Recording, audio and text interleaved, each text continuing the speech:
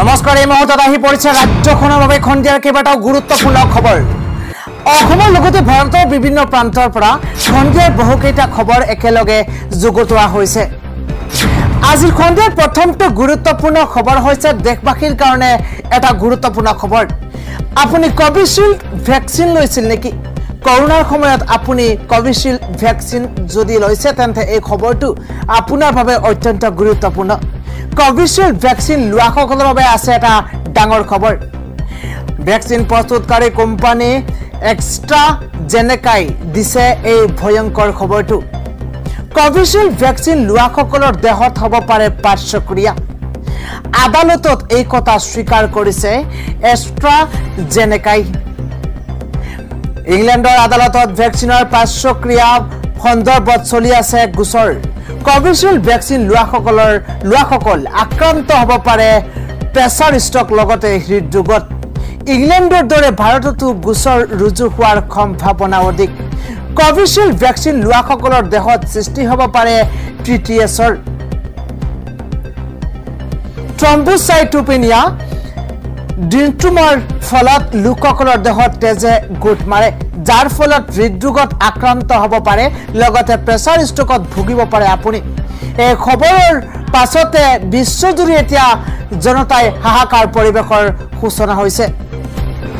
আন এটা গুৰুত্বপূৰ্ণ খবৰ হৈছে দিল্লীৰ মুখ্যমন্ত্ৰী অৰবিন্দ কেজৰিৱালৰ গ্ৰেপ্তাৰৰ পাছতে এবাৰ ক্ষুভিত হৈ পৰিছে গুৱাহাটী মহানগৰীৰ ৰাজপথ অমিত শ্বাহৰ পুত্তলিকা দাহ কৰা এবাৰ পৰিলক্ষিত হৈছে অমিত শ্বাহৰ পুত্তলিকা দাহত এবাৰ বাধা দিছে আৰক্ষীয়ে কেন্দ্ৰীয় গৃহমন্ত্ৰী অমিত শ্বাহৰ অসম ভ্ৰমণৰ দিনটোতে গুৱাহাটীত গৃহমন্ত্ৰী গৰাকীৰ বিৰুদ্ধে প্ৰতিবাদী আন্দোলন কৰিছে আম আদমি পাৰ্টিয়ে আজি অসমৰ ৰাজ্যিক কাৰ্যালয়ৰ সন্মুখতে দলৰ শতাধিক নেতাকৰ্মীয়ে দিল্লীৰ মুখ্যমন্ত্ৰী তথা দিল্লীৰ ৰাষ্ট্ৰীয় আহ্বায়ক অৰবিন্দ কেজৰিৱালৰ ইডিৰ জৰিয়তে কাৰাবন্দী কৰি ৰখাৰ বিৰুদ্ধে বিক্ষোভ প্ৰদৰ্শন কৰিছে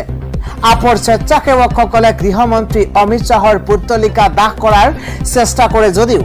আৰক্ষীয়ে বাধা প্ৰদান কৰিছে কেজৰিৱালক মুক্তি দিয়ক গণতন্ত্ৰ আৰু সংবিধান ৰক্ষা কৰক একনায়কত্ববাদ নচলিব ইত্যাদি শ্লোগানেৰে আপৰ প্ৰতিবাদকাৰীসকলে ৰাজপথ উত্তাল কৰি তুলিছে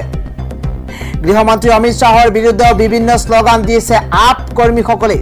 কাৰ্যসূচীত অংশগ্ৰহণ কৰি আপ অসমৰ সভাপতি ডক্টৰ ভৱেন চৌধুৰীয়ে কয় যে আম আদমি পাৰ্টিৰ ৰাষ্ট্ৰীয় আহ্বায়ক তথা দিল্লীৰ মুখ্যমন্ত্ৰী অৰবিন্দ কেজৰিৱালক কেন্দ্ৰীয় চৰকাৰে আক্ৰোশমূলকভাৱে ইডিৰ জৰিয়তে গ্ৰেপ্তাৰ কৰিছে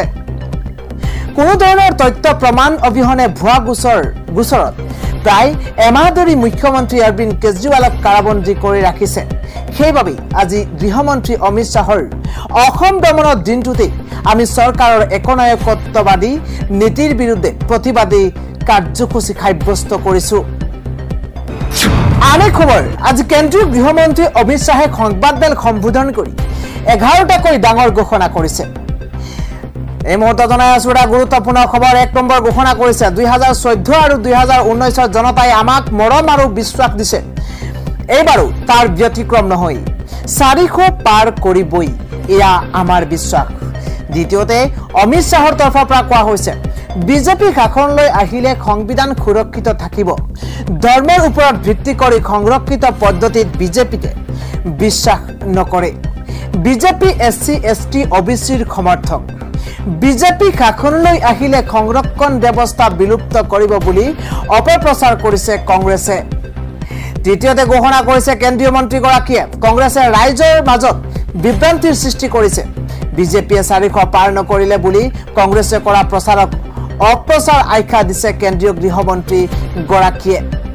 ইয়াৰ পিছতো ঘোষণা কৰিছে ৰাহুল গান্ধী আৰু কংগ্ৰেছৰ আত্মবিশ্বাসেই নাই সেয়েহে তেওঁলোকৰ নেতাই বেলেগ বেলেগ সমষ্টিৰ পৰা প্ৰতিদ্বন্দ্বিতা কৰে যোৱা দুটা পৰ্যায়ৰ নিৰ্বাচনত কংগ্ৰেছ বেকফুটত গৈছে আন এটা জৰুৰী ঘোষণা কৰিছে ৰাহুল তথা প্ৰিয়ংকাৰ নেতৃত্বত অতি নিম্ন খাপৰ ৰাজনীতি হৈছে তেওঁলোকে লেতেৰা ৰাজনীতি কৰিছে বুলি তেওঁ মন্তব্য কৰিছে তেওঁলোকে আমাৰ ভুৱা ভিডিঅ' ভাইৰেল কৰি ভোট লোৱাৰ অপপ্ৰচেষ্টা কৰিছে ইয়াৰ পিছত ঘোষণা কৰিছে যে দক্ষিণ ভাৰতত বিজেপিৰ এবাৰ ভাল ফলাফল হ'ব সমগ্ৰ ভাৰতত এতিয়ালৈকে হোৱা দুটা পৰ্যায়ৰ নিৰ্বাচনত বিজেপিয়ে 100খন আসন লাভ কৰাটো নিশ্চিত বুলি কেন্দ্ৰীয় মন্ত্ৰীগৰাকীয়ে উল্লেখ কৰিছে বিজেপিয়ে ক্ষমতাৰ অপব্যৱহাৰ কৰা নাই আৰু নকৰে কৰ্ণাটকত মুছলমানৰ বাবে 4% সংৰক্ষণৰ ব্যৱস্থা কৰা হৈছে ইয়াৰ পিছতে ঘোষণা কৰিছে অসমত এতিয়া উন্নয়নৰ গংগা বৈছে হিমন্ত বিশ্ব শৰ্মাৰ নেতৃত্বত এতিয়া অসমত কেৱল প্ৰগতি উন্নতি দেখিবলৈ পোৱা গৈছে অসমৰ ৰাইজে বিজেপিৰ আন্তৰিকতাৰে লৈছে কেহে বিগত 10 বছৰ ধৰি অসমত বিজেপি আৰু মিত্ৰজোঁটৰ চৰকাৰ চলি আছে